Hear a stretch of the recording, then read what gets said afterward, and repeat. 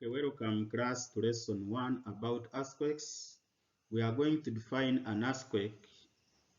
We also look at causes of earthquakes, types of earthquakes, the structure of an earthquake. Then we look at measurement of earthquakes. So right now, what is an earthquake? An earthquake refers to the sudden vibration or shaking of the Earth's surface due to abrupt release of energy from crustal rocks. We all believe that under the ground we have crustal rocks, and when these crustal rocks are subjected to great heat and pressure, they develop stress. This great heat and pressure may come from hot spot or from molten materials called magma. And when these rocks develop stress, in a process of releasing this stress, earthquakes occur. The study of earthquakes is called seismology. Seismology is a branch of geology that deals with the study of earthquakes. Then people who studied earthquakes are called seismologists. Now, what are the causes of earthquakes? Why do you think our Earth's surface, together with its crustal rocks, sometimes vibrate or shake? We have volcanic eruptions. When volcanic eruptions are taking place, there is rock displacement. And when rock displacement takes place, earthquakes occur. Then we have faulting. The fracturing of crustal rocks goes hand in hand with displacement of rocks along the fault lines, and this also results into earthquakes.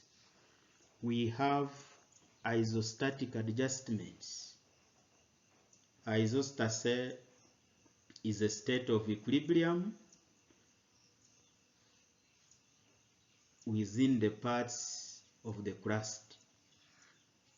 The crust contains both heavy and light rocks.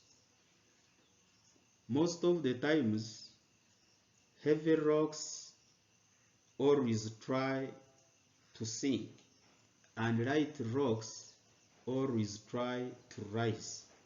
So this sinking and rising of two rocks of different characteristics, heavy and light, causes rock displacement also. And when there is rock displacement, earthquakes occur. Next, we have plate tectonism. This is the movement of plates along their plate boundaries. Some plates move towards each other and collide. When they collide, definitely vibrations will occur. Some plates move away from each other from the divergent zone, and when they separate, earthquakes also occur at a point of separation, divergent zone. And when they collide at the convergent zone, earthquakes also occur. Some collide, and when they collide, one moves downward, especially the oceanic crust. The oceanic plate, which is heavier than the continental plate. So as the continental plate is moving above the oceanic plate, earthquakes occur. Next, we have other causes which look not to be more geographical, but they may cause earthquakes on small scale. Movement of heavy vehicles or trains on Earth's surface. These heavy trucks, trains, We have testing of nuclear weapons. We have man's activities, for example, mining using explosives. We have mass wasting, and landslides can also shake the Earth's surface, but on small scale. These ones from heavy vehicles up to the last point of mass wasting or landslides, they are cheaper causes. But from volcanic eruptions to tectonic movements, those ones are more geographical and strong points. We have types of earthquakes. Types of earthquakes. For us to understand quickly, the types will depend on causes. For example, we have already looked at causes. So when we talk of a type like volcanic earthquakes, these ones are caused by volcanic eruptions. Tectonic earthquakes, these are caused by movement of tectonic plates. Then we have isostatic earthquakes. These ones are caused by isostasy. Then we have plutonic earthquakes. These are deep, ranging from 240 to 670 kilometers deep. We call them plutonic because of their depth. They are very deep. They affect the deeper layers. The structure of an earthquake. How does an earthquake look like? Not by color, but maybe by appearance if we are to illustrate it. In other words, we want to look at parts which make up an earthquake. And there are two major points that make up a mature earthquake. One, we have focus. One can call it hypocenter. This is the point in the Earth's crust, where an earthquake originates or starts from. It is a point under the ground. It is not exposed on Earth's surface. That's why we say in the Earth's crust, not on Earth's surface, where an earthquake originates. And we also have epicenter. This is a point on the Earth's surface where surface waves start from. The difference between focus and epicenter: focus is under the ground, then epicenter is on Earth's surface. And another difference is that it is from focus where body waves originate, and it is from epicenter where surface waves originate. In summary, we have two major types of waves of an earthquake. We have body waves and surface waves. What are body waves? These are waves which originate from the focus and they affect the Earth's crust. They don't affect the Earth's surface. They affect the underground. They are internal. The internal rocks shake because of body waves, and the external rocks shake because of surface waves. Body waves originate from focus. Surface waves originate from epicenter.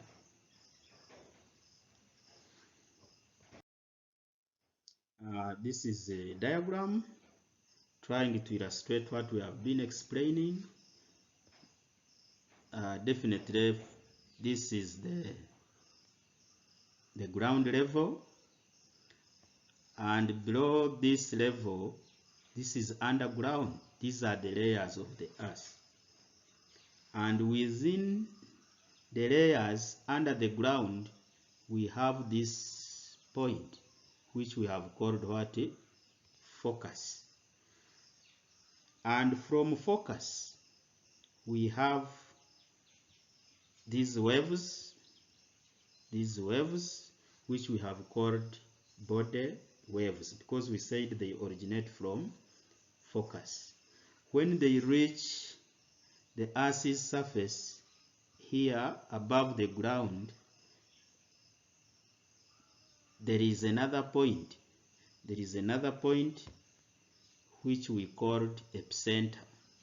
So it is at this epicenter where surface waves begin from, and they are distributed in the parts of the Earth's surface. You see, these waves are moving this side, and these waves are moving this side on Earth's surface to cause the shaking of the rocks of the Earth's surface.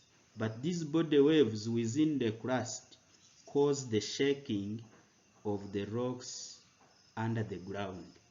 So this point is epicenter, and this point under the ground is the focus.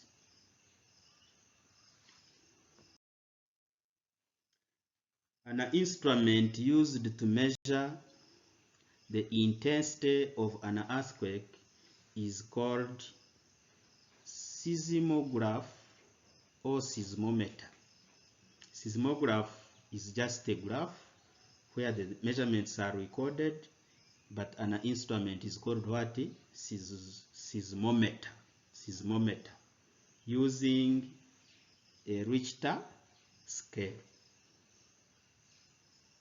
The instrument is seismometer. It records on a seismograph and using a scale called Richter scale. And it is measured in units called magnitude. Magnitude, that's the units in which we measure the earthquake. And what is the logic between or behind, what is the logic behind the magnitude of an earthquake? If the magnitude is below 7, we say this earthquake is weak. And when the magnitude is above 7, if the magnitude of the earthquake is above 7, we say this earthquake is strong. So earthquakes whose magnitude is 7 and above, these ones are very destructive. And earthquakes whose magnitude is less than 7, these earthquakes are weak, they are less destructive. We also need to know the difference between tsunami and El Nino. It's a common question asked. What is El Nino? How is it different from tsunami? Tsunami refers to strong oceanic waves caused by the earthquakes. Then El Nino is a prolonged season of strong rains and winds. Tsunami refers to strong oceanic waves caused by earthquakes. Then El Nino is a prolonged season of strong rains and winds. Thank you.